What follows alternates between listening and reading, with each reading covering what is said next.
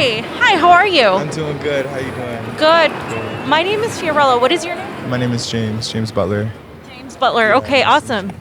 Nice to meet you too. So what is the Black Future Project? Yeah, so the Black Future Project is an Occupy, like similar to like an Occupy Wall Street. It's a 24/7 protest camp. And here we are working to create a community that we wish to see in the future inside of a community that we already exist in. So it's a diverse group of people, and we have 3 demands that we want to be met. And we're working with a bunch of lawyers and things like that, and together as a group to draft these bills and submit them. And while we're doing all of that as well, we're also planning protests and protesting every single week. What exactly are your demands? Yeah, so we're gonna adopt the people's budget, which is something that everyone should check out. It's absolutely amazing. And then we're also focusing on abolishing the Los Angeles School Police Department in schools, because that's really detrimental to our communities, and that education, the prison pipeline is really, really bad. And us being young millennials, like, school's very important, especially me. My dad is a Black historian, but I got adopted into that family when I was 15 years old. So I didn't even know the history of my Black life, exactly how it is, because all these history books are written by white cisgender men, which is a problem to systemic racism. And the kids are young. They need to know what's going on. Our schools try to remain politically correct, but the policies and the political system of America is so incorrect, and it's wrong. So you cannot be PC about this stuff, or else you're just going to sit comfortably in your ignorance. How does economics tie to, say, the Black Lives Matter protest? Because what we're seeing in California is high rents. We're seeing a lot of people not paying their rent. We're also seeing a lot of people be laid off. We're also seeing that not everybody's getting all the unemployment from the government.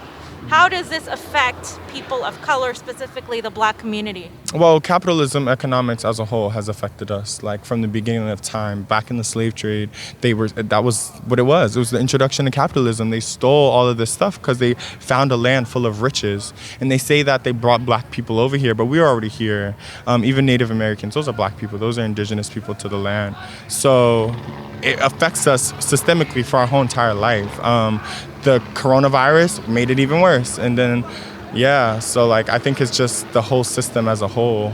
You know what I mean? They stole us because they saw the riches, the oil, the gold, the melanin, the ink, the dances, the music instruments, all of that, and they saw money. So that's how it all began. And how are you guys getting people to join this cause? Because this cause is a step further than police brutality. Now you're taking in economics, and a lot of people, obviously, of all ethnicities are affected by that. Are you guys looking to also get allies as well to join your cause to make this grow? Yeah, that's our goal. We also have a lot of homeless allies. As long as you're not violent and you're not having drug use and you're adding to the conversation, that's such an important voice. We offer a tent to those who maybe don't have one or can't afford one or who are homeless, and then we offer them food, we feed them, keep them fed and everything, and they help us draft the bills. They're learning research skills, study skills that they may or may not have already had. We're really trying to create the future that we wish to see. So all is welcome here, Black, white, gay, straight, whatever, but it's a movement, and you have to be willing to fight the movement, and there's no hold bar over here. That's one thing.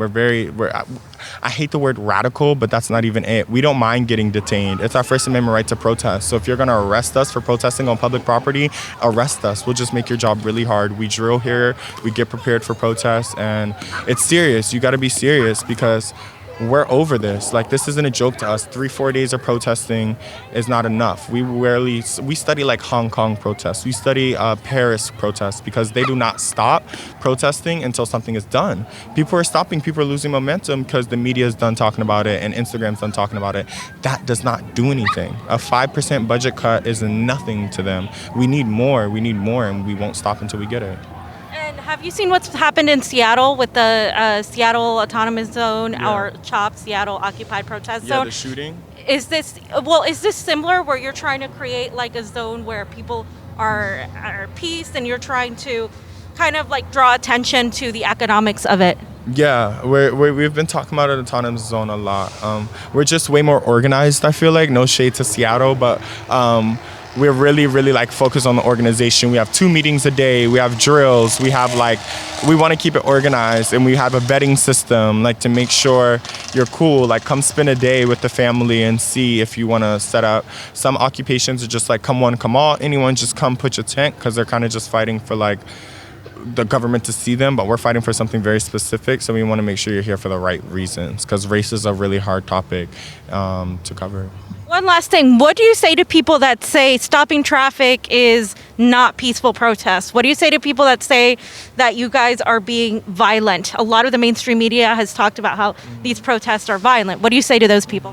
We've kind of dropped the word peaceful over here because we agree that's not that peaceful. It's honking, it's loud, it's all of that, but we're non-violent protesters. We do not come with any violence. The only thing that we come with is love and peace in our mind that we have changed. But I can understand how they're like, this isn't peaceful. I led a protest in Beverly Hills called Wake Their Rich Asses Up, a peaceful protest. That wasn't peaceful because we were loud as shit. You know what I mean? And the violence only comes, especially if we're there, if we're on the front lines. If you ever see me on the front lines, the only violence comes from the police. We will never be violent. We'll be prepared, and we'll now have our gear and stuff to be prepared.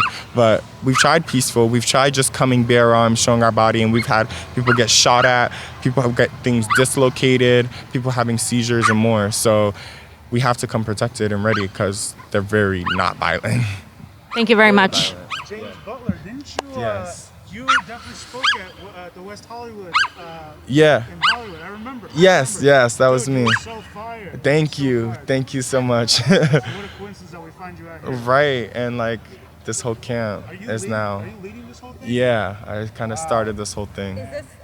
Is this affiliated with BLM or no? No, no, no, no. We're not bootlickers. We're raw.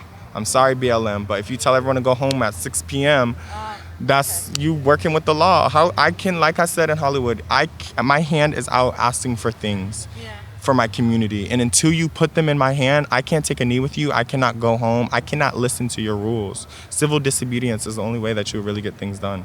Yeah, you have to make them uncomfortable. Thank you. Yes. Thank y'all.